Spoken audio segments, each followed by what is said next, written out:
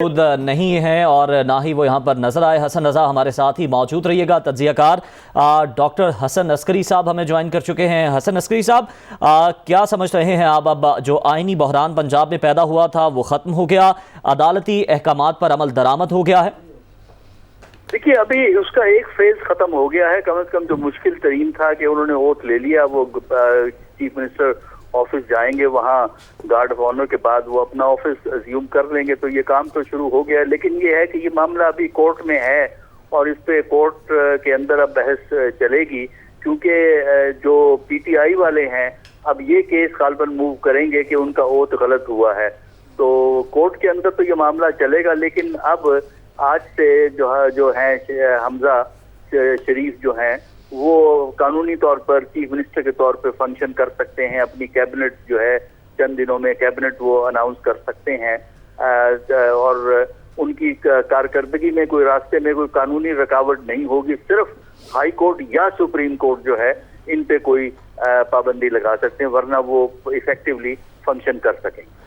اچھا حسن عسکری صاحب، جس طرح سے آپ یہ بتا رہے ہیں کہ دوسرا فیز ابھی باقی ہے، انٹرا کورٹ اپیل ہے تحریک انصاف کی عدالت میں، لیکن اس کی بنیاد کو اگر ہم دیکھیں، اس پر بات کریں، جس طرح سے یہ کہا جا رہا ہے کہ آپ یہ سمجھتے ہیں کہ کیا اس وقت گورنر کے پاس یہ اختیار تھا کہ وہ عثمان بزدار کا استعفیٰ مسترد کرتے؟ چونکہ ہم نے دیکھا تھا کہ سابق گورنر پنجاب چودھری سرور نے باقاعدہ اس وقت کے وزیر اعلیٰ عثمان بزدار کو بلا کر ان کے استعفے کی تصدیق کی تھی۔ اسپیکر جو پنجاب اسمبلی تھے وہ بھی اس وقت وہاں پر موجود تھے۔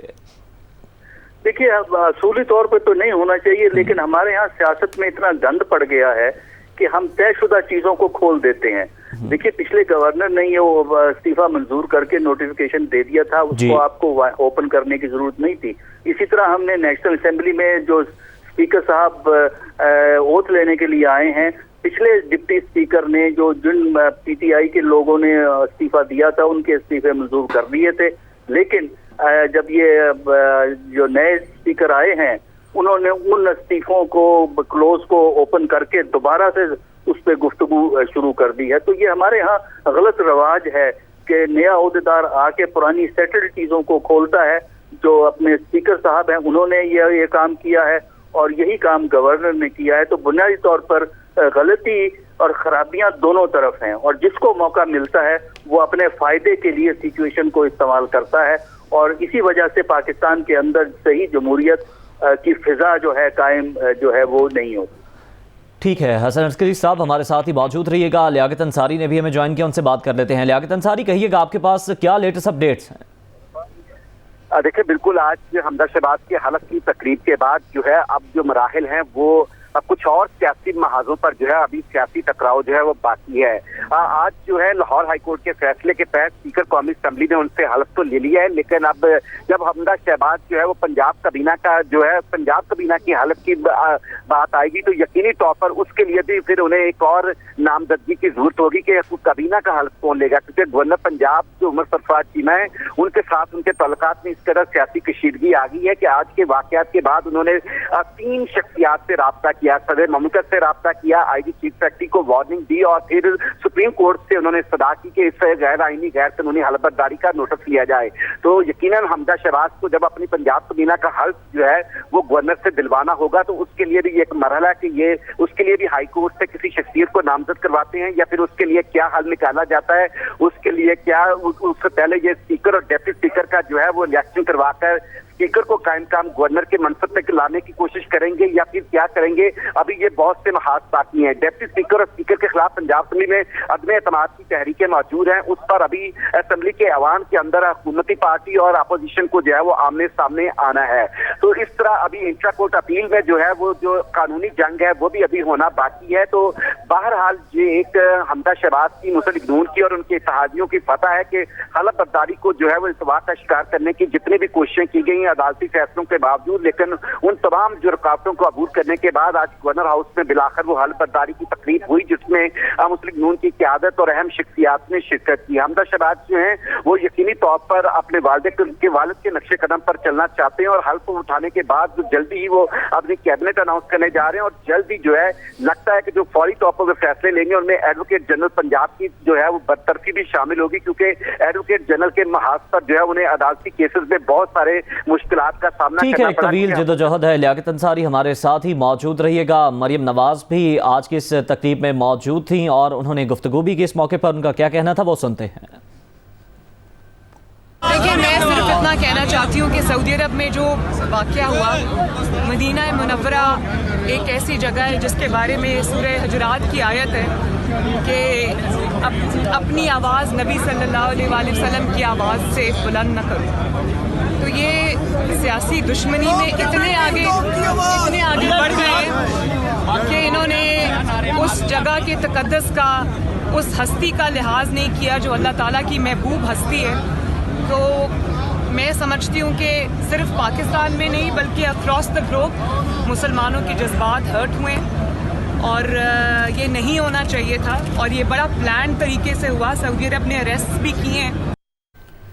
हमजा शहबाज ने वज़ीर आला पंजाब का हल्फ उठा लिया है और उनसे स्पीकर कौमी असम्बली ने हल्फ लिया है। मनाजिर भी आप सामने मुलाहिजा कर रहे हैं आपसे कुछ देर पहले कि ये मनाजिर हैं और हमजा शहबाज पंजाब के 21वें वज़ीर आला बन गए हैं। हमारे नुमाइंदे भी हमारे साथ मौजूद हैं, लियाकत अंसारी, उनसे मज़ीद तफसीलात जानते हैं।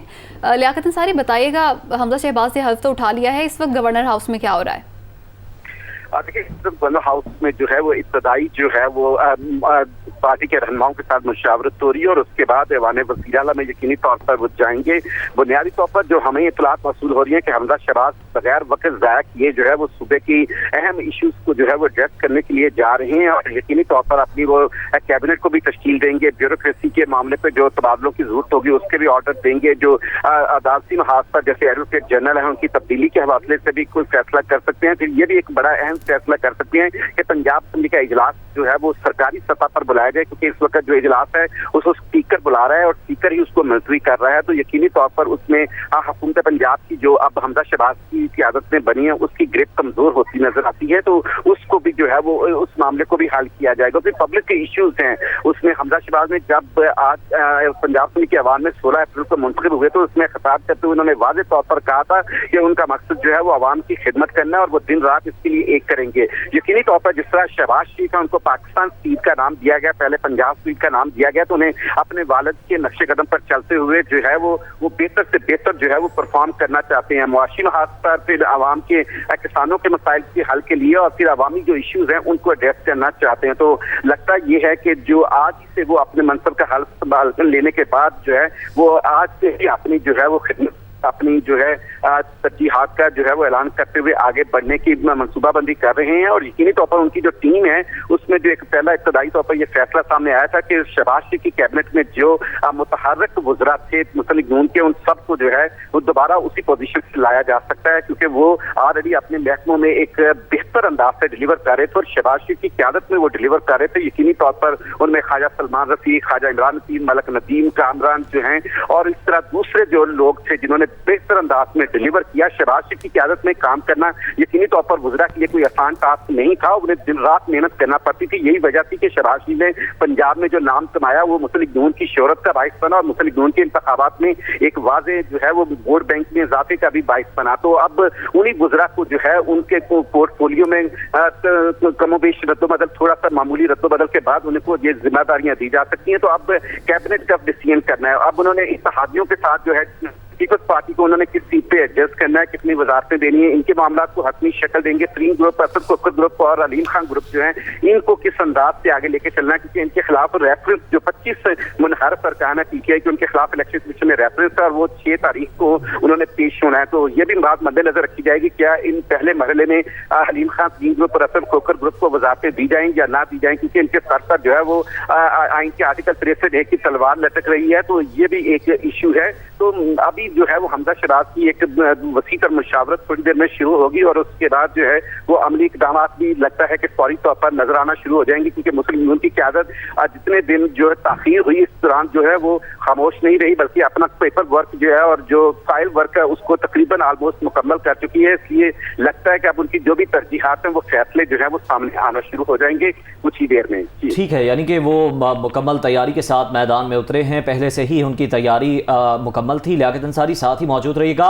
हसन अस्करी साहब, आप हमारे साथ मौजूद हैं? जी जी। हसन अस्करी साहब, आपसे सवाल ये है कि आप खुद भी, हमने देखा कि पंजाब के निगरान वज़ीर आला के तौर पर आपने जिम्मेदारियां बखूबी सर अंजाम दी। आप क्या समझते हैं कि अब जो नौमुंतखब